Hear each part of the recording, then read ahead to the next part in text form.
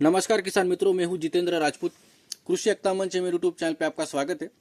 तो किसान भाइयों, आज मैं हर बार की तरह ही केले के सक्सेस फार्म पे हूं, जहां पे संपूर्ण मैनेजमेंट हमारे बताए तरीके से किया हुआ है। और आप बुंदा का जो साइज मैं आपको जो बता रहा हूँ, तो बुंदा का साइज आप देख सकते हो। साइज के हिसाब से जो संपूर्ण केले पे रेड कलर, ब्लैक कलर का जो यहाँ पे कलर बना हुआ है, ब्लैक और रेड।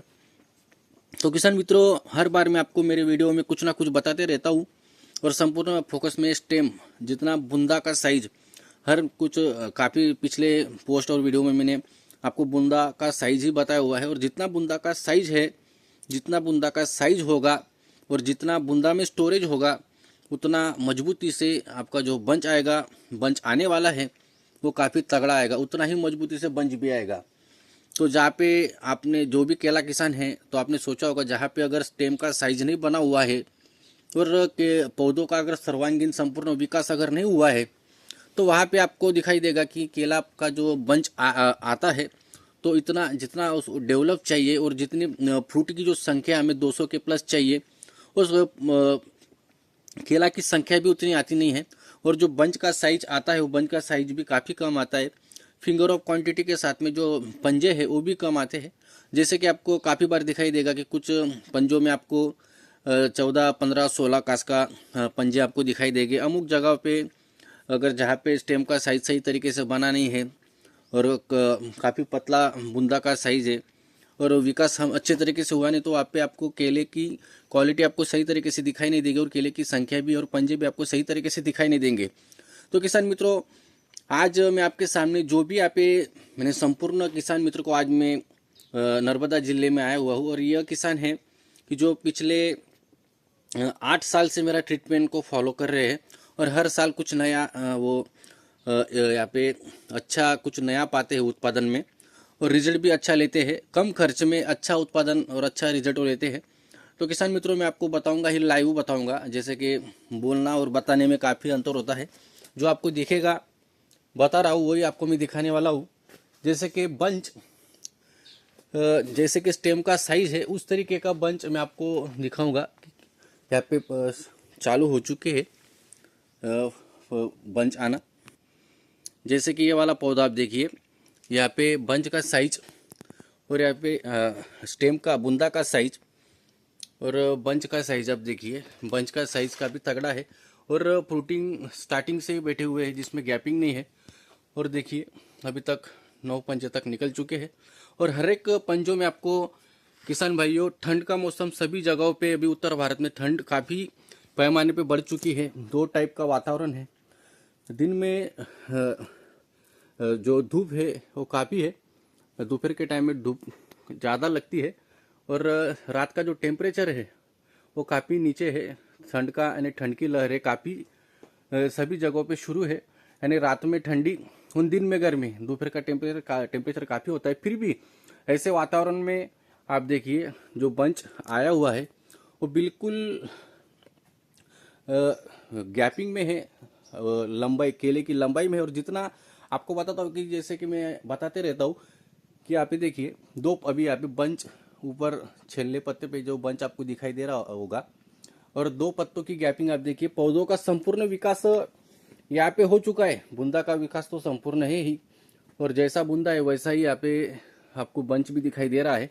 और 2 पत्तों की गैपिंग किसान मित्रों, जैसा 2 पत्तों में केला में सबसे महत्वपूर्ण ही होता है कि नीचे का बूंदा और ऊपर के पत्ते। अगर नीचे का बूंदा बन रहा है तो पौधा संपूर्ण तरीके से जो आप खाद, न्यूट्रिशन, पोषक तत्व दे रहे हो, संपूर्ण तरीके से उठा रहे हैं।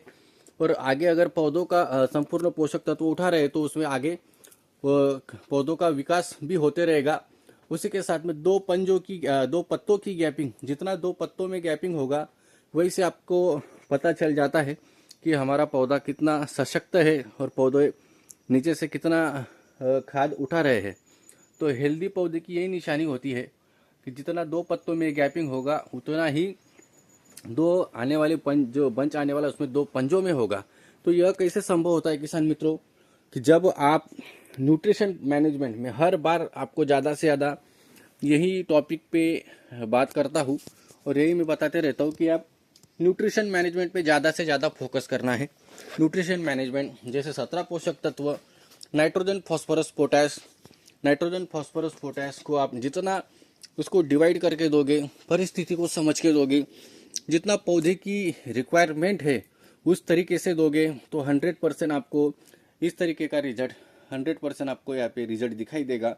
जैसे आप न्यूट्रिशन मैनेजमेंट करते हो उसी के हिसाब से जो बूंदा का जो स्टोरेज मैं आपको बोलता हूँ, बूंदा में जितना स्टोरेज होगा, जितना आपका बूंदा नीचे से गोलाई बना हुआ है, जैसे कि बूंदा का साइज 40 इंच के ऊपर है, तो किसान मित्रों स्टोरेज जितना पौधे में स्टोरेज होगा उतना ही, क्योंकि एक 5 महीने के बाद में जैसे प्राथमिक स्टेज पे पौधा लाइव फीडिंग ज़्यादा लेता है। लाइव जो आप खाद डालते हो तो संपूर्ण जोड़ से उठाने का काम संपूर्ण तरीके से नीचे से और पत्तों में से फोटोसिंथेसिस होके होता है। पर एक उम्र के बाद में वो पौधा अपने अंदर का जो स्टोरेज उसने जो बूंदा में स्टोरेज करके रखा है, जिस तरीके से आपने मैनेजमेंट करके रखा हुआ है और पौधे को जितना सशक्त रखा हुआ है और पौधे निरंतर रूप से अपना खाना बना रहे हैं, तो वह न्यूट्रिशन और नीचे से उठाया हुआ जो भी आप खाद दे रहे हो तो अच्छी तरीके से वह अपने अंदर बॉडी के अंदर स्टोरेज करके रखता है। और वही स्टोरेज आगे चल के जैसे कि आपका बंच आने वाली स्थिति है, जैसे आपका ठंड का मौसम चल रहा है, ठंड में जैसे कि विपरीत परिस्थिति आ रही, रोग प्रतिकारक शक्ति इम्यूनिटी पावर ज़्यादा से ज़्यादा बढ़ता है। और यह स्टेज पे जैसे कि ठंड में काफ़ी मात्रा में पौधा लाइव जो भी खाद है, लाइव फीडिंग वो बंद कर देता है और और वो ज़्यादा पैमाने पे वो अपने अंदर का जो बॉडी में जो भी स्टोरेज है वो स्टोरेज को यूज करते रहता है। इसीलिए आपको काफ़ी बार दिखाई देगा कि ठंड के मौसम में पौधे नीचे के जो पत्ते रहते हैं, 2 से 3 पत्ते हो, कभी कभार भूरे रंग के, पीले रंग के हो जाते हैं। तो इसका कारण यही होता है किसान भाइयों कि पौधे में अगर वो लाइव फीडिंग अगर उसने बंद कर दिया है और पौधे के अंदर का जो स्टोरेज यूज़ कर रहा है, ये इसी का कारण होता है। और जितना पत्तों में, जितना स्टेम में के अंदर उसने स्टोरेज करके रखा हुआ है, वही स्टोरेज आगे चल के उसे बंच के समय में, ठंडी के समय में, बंच के समय में वो काम में आता है। और जितना स्टोरेज अच्छा होगा, तगड़ा होगा, उतना ही बंच का साइज भी अच्छा होगा। जैसे आप बंच देख रहे हो सभी जगहों पे, यहाँ पे देखिए, यहाँ पे भी बंच निकला हुआ है। जो मैं आपको बंच, अभी तीसरा बंच है, यहाँ पे काफ़ी जगहों पे बंच निकल चुके हैं, पर सबकी क्वालिटी और सबका साइज आप देखिए, जितना बूंदा का साइज है उतना ही तगड़ा बंच का भी साइज आया हुआ है। और जितना बंच का साइज होगा तो उतना ही आपका प्रोडक्शन नील, फ्रूट की क्वांटिटी और गैपिंग, सभी जो आपने सोच के रखा हुआ है प्रोडक्शन नील, वो संपूर्ण तरीके से आपके सोचे हुए तरीके से ही आएगा। यह बंच भी आप देखिए, बंच का साइज आप देखिए, सभी जगहों पे इक्वली आपको दिखाई देगा रिजल्ट। यह वाले बंच को भी देखिए किसान भाइयों, इक्वली सभी जगहों पे एक जैसा ही है। जितना यहाँ पे बूंदा का साइज बना हुआ है उतना ही यहाँ पे पंजे का भी साइज है, अपना बंच का भी साइज है। और हर एक में आप देखिए स्टार्टिंग से ही फ्रूट बैठे हुए हैं। काफ़ी अप्रतिम तरीके से यहाँ पे रिजल्ट हमें देखने को मिला है। तो किसान मित्रों, आज का वीडियो इतना ही था, आपको इतना ही बताना था कि बूंदा में स्टोरेज होना काफ़ी ज़रूरी है। और स्टोरेज कैसे होगा, जैसे कि आपने न्यूट्रिशन मैनेजमेंट करके रखा है, न्यूट्रिशन मैनेजमेंट पे आपने फोकस किया हुआ है, सभी तत्वों को आप सभी चीज़ों को दे रहे हो, और जितना बूंदा है और बूंदे के हिसाब से आपका प्रोडक्शन हिल आएगा, उतना ही बंच मजबूती से आएगा। तो मिलते हैं किसान मित्रों नेक्स्ट वीडियो में, और चैनल पर नए हो तो चैनल को सब्सक्राइब जरूर कर लें।